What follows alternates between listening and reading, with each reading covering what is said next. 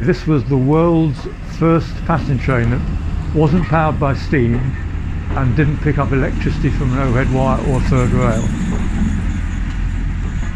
But it's actually the grandfather of the diesel high-speed trains, which have only just gone out of service. And even the Azumas are a similar concept, except everything's underneath. So diesel engine drives the electrical generator, which drives motors on the wheels. And this was the first in the world, which is why the Heritage Lottery Fund was so interested, because it's the grandfather of most diesel trains running today.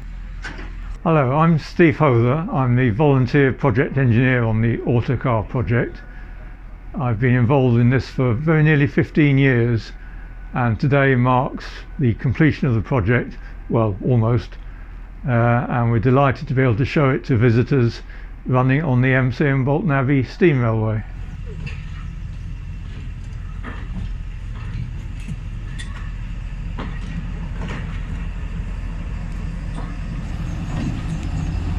My parents were in a home at Chorley Wood at the time, and going out to visit them one day, I heard this whistle on the Metropolitan line. I thought, that'll do.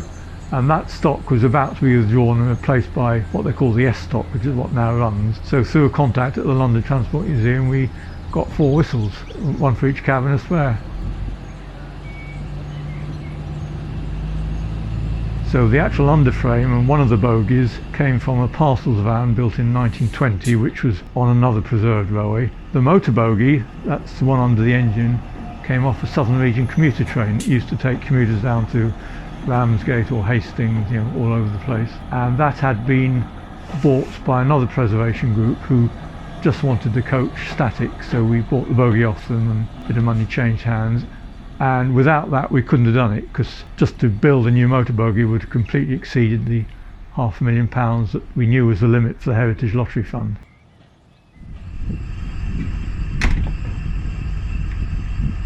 And we're talking now about the power car, the red and white one.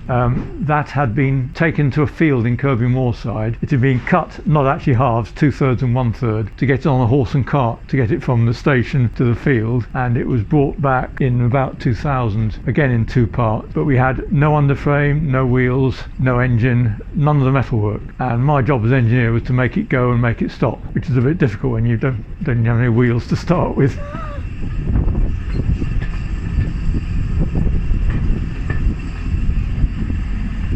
The Office of Rail and Road, as it's called, the regulating authority, expects us to have a similar sort of safety standard to mainline trains. So one obvious thing is glass. All the glass we've replaced or coated like these engraved, coated with a film, so if it shatters it won't produce shards of glass that can cut people, and even the mirrors in the compartments we've gone for toughened glass.